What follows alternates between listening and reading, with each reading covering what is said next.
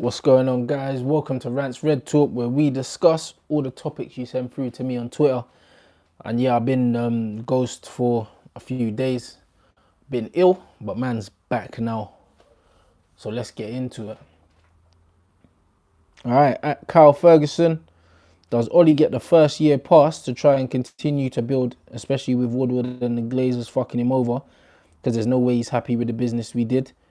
He wanted more.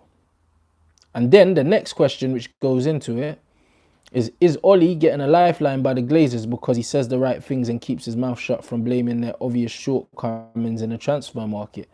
So those were two separate questions, but they were literally back to back, and they both were kind of asking the same thing, but in different ways. So I'm going to answer it like this, yeah?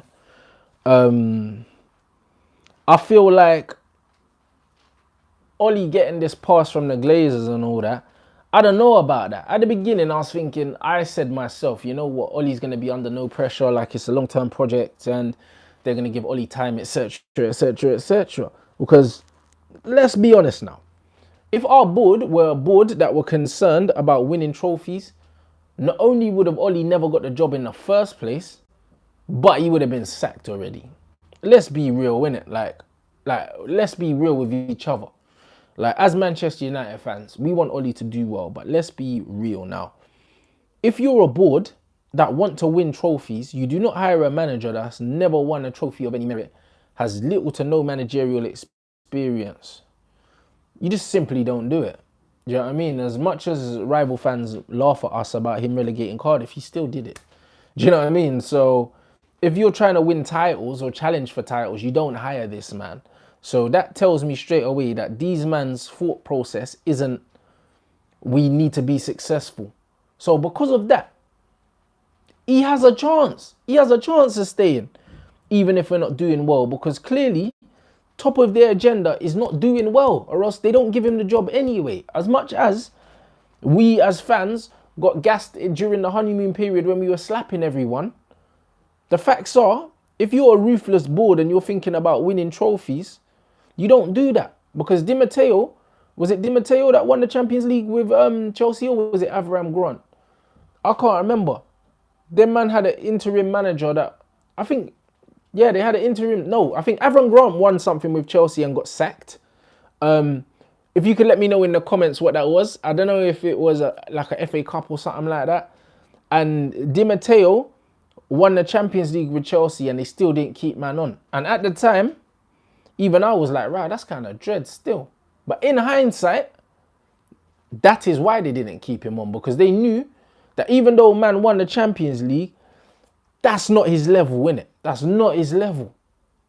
And that is the kind of decisions you have to make as a board when you're serious about winning things. Yeah, the honeymoon period, it's all good, but fam, walk one. It's like if you're dating a girl, yeah, at the beginning, most things are cool, innit? But the little red flags that you have at the beginning, fam, they're still going to be there, you know, when the love goggles wear off and you beat a few times. And once the novelty of having sex with a new woman wears off, blood, you're still left with all the red flags, G. You see what I'm saying? And the thing is, yeah, like, boy, you just got to say to yourself, like, do I want to put up with these red flags? Because if you don't, when you see the red flags early doors, you need to call it a day, fam. And that's just what it is. And I think that the red flags with Ollie were there towards the end of last season when we were getting beat by teams we shouldn't have been getting beat by, and he was making questionable tactical decisions. So now we've decided to stick with man. I don't know, innit? Like, the longer you stick with man, the harder you make it to get rid of him. Unless it's getting to the point where man are like in a Jose situation where we're slipping down the table, it looks like Champions League isn't mathematically impossible, then you pull the trigger on Ollie.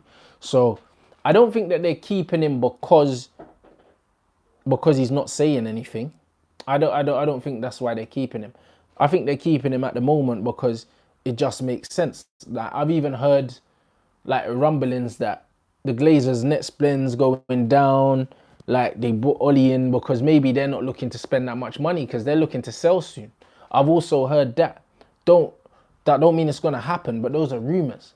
And they're trying to get their overheads down so they can get a last big chunk and then fuck off. Like, that's what man are also been hearing. So the reason why they got in a manager that's not going to cost a lot of money, and I've sold a lot of players to make the wage bill smaller, man are saying is because they're looking to sell. But I don't have any proof that that's the case. That is just rumors. So I'm just letting you know another perspective I've heard. But let me know what you think regarding those in the comments. Do you think that Ollie's keeping them there? Keeping him there, I mean, the Glazers are keeping him there because he's quiet, or do you think that he's still at risk? All right. At the Don Snaps, I've been saying Axel is better than Victor for a while. You think we'll see him soon? And also, when do you think Garner gets a shout? Because Scott isn't that good.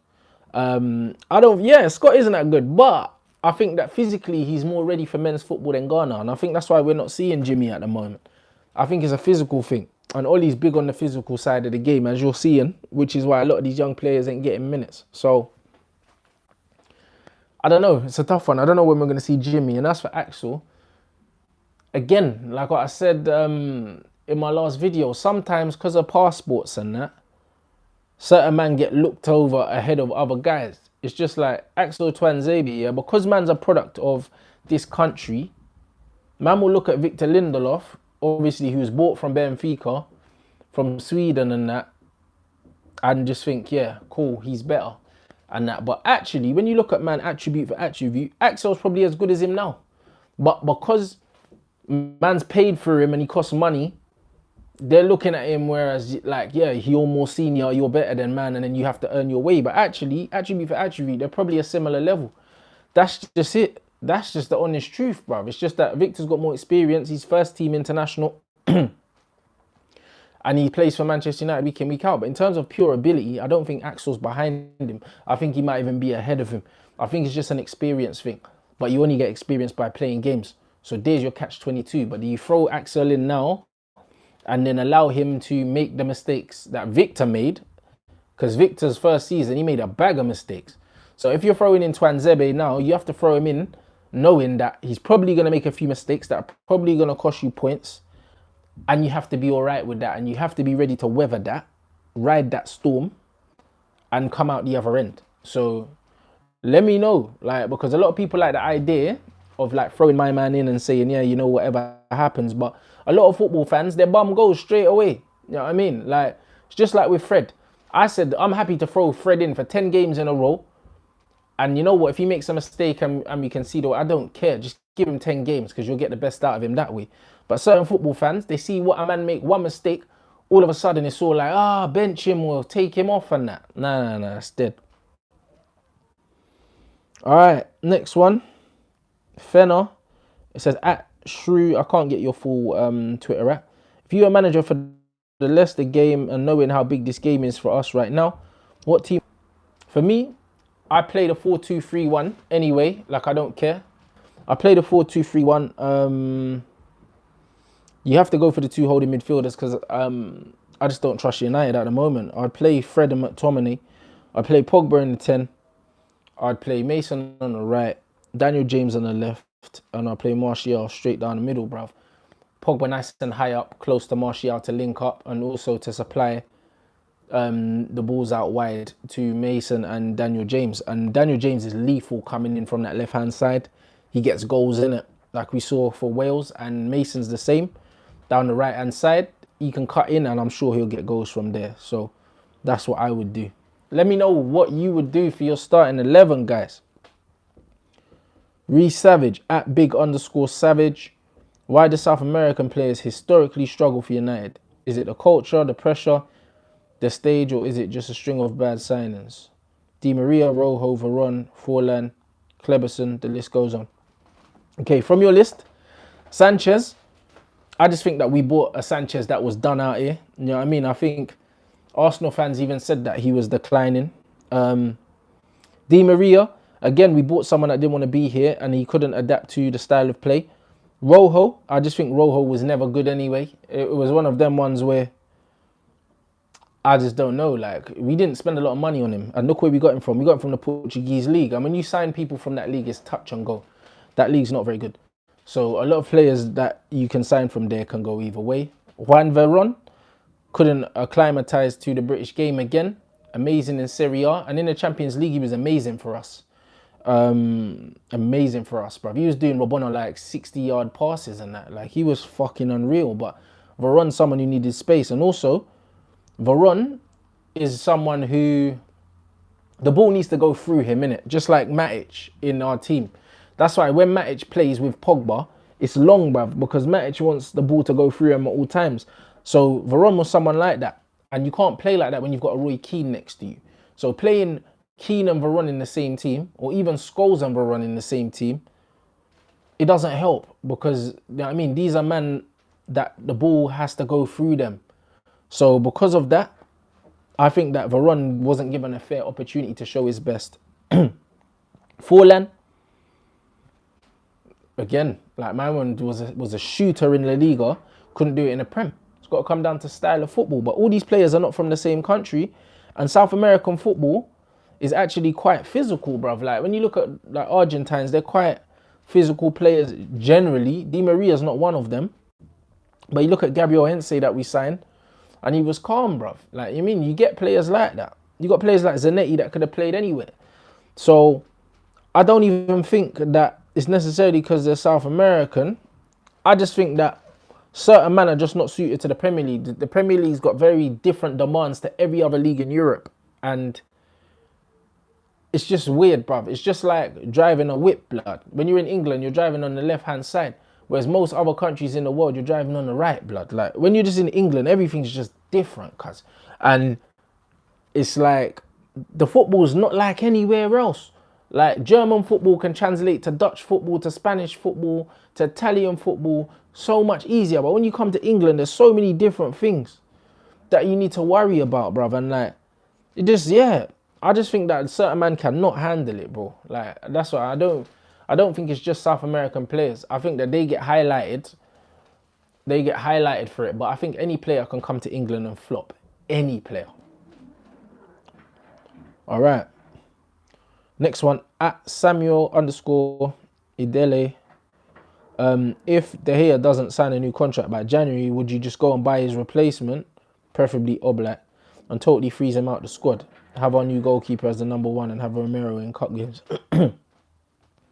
I got a fucked up feeling that man are gonna try and gas us into this Henderson youth being our #1, you know. I don't know why. But if De Gea doesn't sign a contract by January, yeah, I'd put him in the reserves. Because his contract finishes at the end of the season. And to be fair, he's been shit, bruv. He's made bare mistakes, innit? So, when he was having a contract dispute with LVG, he was benched. And man is seeing that De Gea's head, like, when his contract's not sorted, his head gets turned and he makes mistakes, innit? Clearly, there's an issue with De Gea. There's clearly an issue. So, if he's made it clear that he's not going to stay, I would bench him, yeah. Who gives a fuck? I don't care, bruv, how good he is or not, because some of the goals he's conceded, like that Palace goal and that, you don't have to be a good goalkeeper to keep those out. Let me know what you think in the comments, guys. Angel Gomez FC. We lose to Leicester and draw to West Ham and lose to Arsenal. What am I saying? When you're saying what am I saying, are you saying that what would I be saying after that? Or how do you think we're going to do?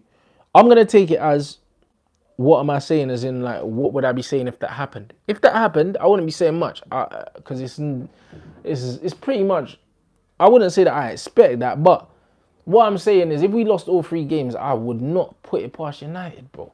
Like, me and Flex went to the Olympic Stadium, watched us get clarted by West Ham under Maureen last season. Arsenal, we can always go there and lose. And Leicester, we should be beaten at home, but you just never know, bruv. You never know what United shows up. The same United that can go and lose all 3 of them games can go and win all of those games. And then we're thinking, for fuck's sake, how many times have you seen fixtures and thought, you know what, this is going to be a tough one, and United have just clean swept, man, and you thought, raw, but then we lose the shit game. Like, it happens. So, I'm not going to say too much other than, wouldn't be surprised, mate. Let me know what you think in the comments. What are your predictions for those 3 games? Out of the 9 points, how many points realistically do you think we can get? The next one is Taiwo. What What's the best goal you've seen us concede? You have to have seen it either live from Old Trafford or live from the TV. All right, there's two goals that spring to mind for me, not just because of the goals, but also because the disbelief, blood, like the circumstances. So I'll paint the picture for you. Yeah, my brother's a Tottenham fan, as you know. Sandro packed, man. Yeah, I can't remember what year it was, but it wouldn't have been that year ago. But Sandro picks up the ball, and I said out loud, I was like, "Oh, it's Sandro," because obviously he's a DM, innit? So he's got the ball about 25 yards out. I'm thinking, Sandro's not danger. Oh, it's Sandro. The man cut in and whipped it, bruv. Postage, like top bins man out here. I was sitting there like in complete shock, bruv. Like I physically said out loud, it's Sandro. And then it was just bam. And I was like, yo, fuck this, innit? Like my head went. And the next standout goal, John Arnorisa free kick, bruv. The one that come off the crossbar and that at Anfield. Because I could just remember the commentator screaming, Risa! And then he banged it, blood, and the ball just bounced. Bruv, he hit the ball so hard it came in the net and came out, fam. Like, for me, that John Arnorisa free kick and the man took off his top and slid and everything, I was fucking, bruv, I was frozen. Like, frozen. Like, I literally was just sitting there in complete shock, fam. I've never seen anyone hit a football that hard. Mad thing. So, I think that John Arnorisa one wins it for me. The Sandro one was more recent, so I remember it like it was yesterday. But the Risa, I just remember my whole body just being still inside when he hit that ball. Fuck, Reese. All right. At Max R. Brown. Why doesn't Oddy play Pogba as a 10? It's clear that's his favourite position and he's so much more productive in an attacking sense playing further up. Facts. Just look at that Southampton game when he was briefly pushed upfield. Bruv, this is exactly it. Like, here's the thing, yeah? Ollie comes out and says that he wants to build the team around Pogba. If you want to build the team around Pogba, then you build the team around him playing in his best position. Saying you want to build the team around the man and playing him in DM, yeah, is the quickest way to get man to want to leave the club. It's that simple. Because Pogba's an attacker. I don't care how you look at it, innit? He's an attacker. Yes, he's got very good defensive stats and he can tackle and he can read the play and intercept and that. But that's not his game. Pogba should have free license to roam the pitch and create and do whatever he wants, blood. When I look at Pogba, I see a player like Iniesta. I see a player like Ozil. I see a player like David Silva. You just got to let these men just play, fam. Like, that's it. You can't be giving man responsibility. Like, you have to reinforce what's behind them to allow these men to just go out there and enjoy their game. Like, if you're building a team around Pogba, you make sure that the two midfielders in that three with him are solid defensively. So he doesn't have to be. So all this shit about building it around Pogba, that's bullshit. You ain't built nothing around Pogba, blood. Pogba is being exploited for his athletic ability and being used as a fucking utility man to plug the gaps to make up for everyone else's deficiencies, bruv. And he's been doing that since we signed him. So I completely understand why he wants to fucking leave, bruv. And I'm quite tired of it. I'm quite tired of it, bruv. And if I'm tired of it, as someone that watches him play and knows what he can do, he must be sick and tired of it. So I completely understand what you're saying, bro. At Modern Fans South Africa, Ollie is following in the footsteps of every caretaker manager ever. We had the new manager Bants when he joined and it's been downhill from there. Why do we still think he can turn it around?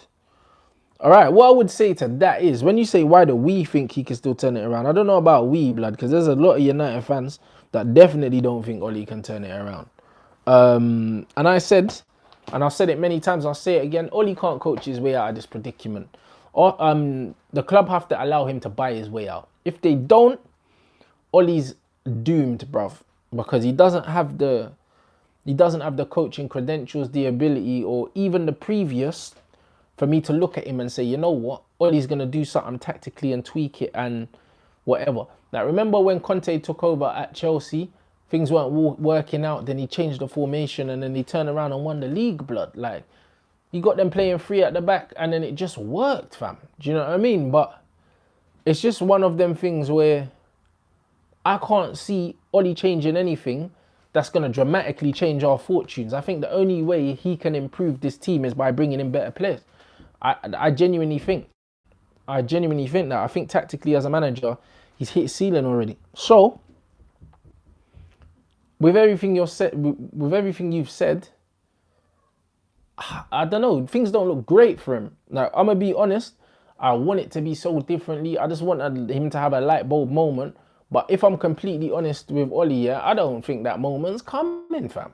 I don't really think that light bulb's coming. That light bulb moment's coming. I just think that,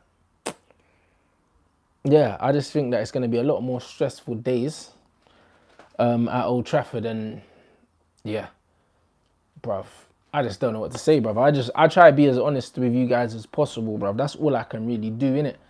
I'm one of them guys that really wanted it to work. With Ollie, I still do want it to work. But I'm not going to turn around and lie, bruv, because then man will be like, oh, Rants is deluded in that, bruv. The numbers are there. You see what I'm saying? The numbers are in man's face. Managers out here just losing, fam. Like, no away wins since PSG. I can't overlook that, fam. Like, that PSG game, do you know how much things has gone on in my life since that game? I don't even live in the same house, fam.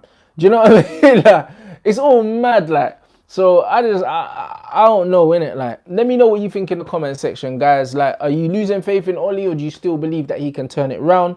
Smash that like button. Make sure you add up the socials at Rants and Bants on Twitter and Instagram. Big up for all your support. If you ain't seen that Flex and Rant show, make sure you check it out because it was an absolute fucking banger.